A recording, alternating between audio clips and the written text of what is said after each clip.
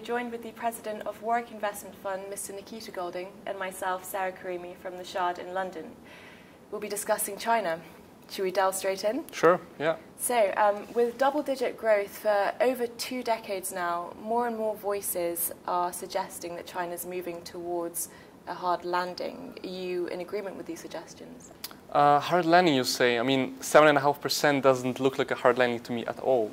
If you look at world GDP numbers right now, they are at, the growth is at 3%, more or less. We've got negative yields in Switzerland, in Germany. I mean, where else would you go for a good and safe investment?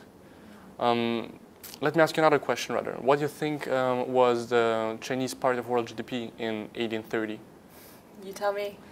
34%, Sarah. 34%. Now, just imagine that for a second. I wouldn't say it is wrong to assume that one day the resources and the demographics of China will bring it back up to this position. So what I want to say is that this current negative climate in China is actually good for it, you know, because China exceeded expectations for like 20 years or something, even more. And this underestimating China right now brings it in a very good position. Now China has a surplus, a trade surplus, which means that their exports are getting less competitive because the currency tends to appreciate. Now, in order to stop this process, China has to buy low-yielding currencies like dollars and euros, which is not very great at the moment with such rates. You know, basically, they have a $1 trillion balance sheet, and they have to pay in order to store value with negative yields. Now, that's not ideal. Also, politically, they are underestimated by Western leaders, which gives them the leeway to establish a hegemony in Asia, which is great. And also the businesses in the West, they underestimate China in exactly the same way, which is good for them, I think. So assuming that your hypothesis holds, would it not make sense to follow that trend, as that's where the returns lie, assumingly? Well, Sarah, this reminds me of something, actually. Nassim Taleb, the, initiator of the Black Swan, once was asked at a conference, now where do you think is the S&P going next week? He said, up. Well, then some people told him, I know that you have some short positions in the S&P.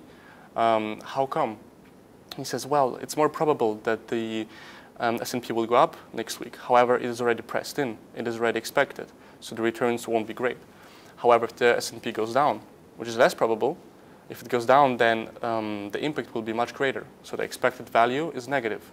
Now, wouldn't it make sense to be short there? Same goes to China. That's true, but we simply cannot ignore the fact that there are structural shifts, and China will inevitably move from an investment-driven growth to a consumer-driven growth. Let's not overcomplicate this story, you know. The numbers just don't say that. If you look at investment numbers, investment grows at 3.5% consistently towards China. I mean, that doesn't look like a consumption-led growth to me. Well, tell me bluntly, why invest in China? Since the financial crisis, the average wage has doubled, and surely it's more advisable to go elsewhere, to other markets.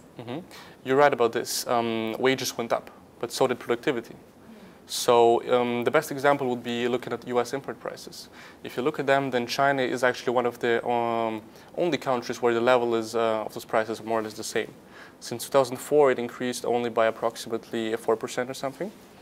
Whereas prices from LATAM increased by 60%, and even Germany increased by 20%. So we really cannot talk about a loss of competition here in terms of prices. But at the same time, there are a lot of negative numbers. I mean, we simply cannot move away from empirical evidence which suggests that. Sarah, yeah, but China is not a country like Germany or the UK, you know. They plan ahead for 40, 30 years, you know.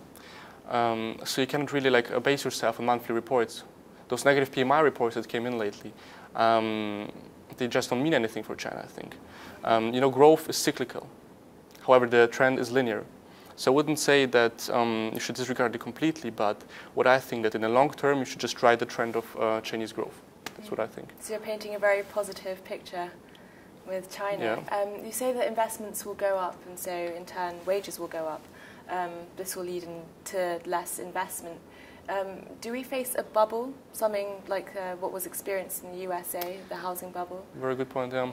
No, the thing is that the picture is quite different in the US and in China with the situation. In the US, if you look at house prices and wages, they diverged completely during the financial crisis. before the financial crisis. So that's a bubble.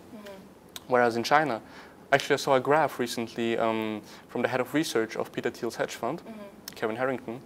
He plotted Shanghai real estate prices against wages, and you see a neat correlation there. But China's house prices are rising exponentially, are they not? Good point, good point. But this is only in the center of Shanghai.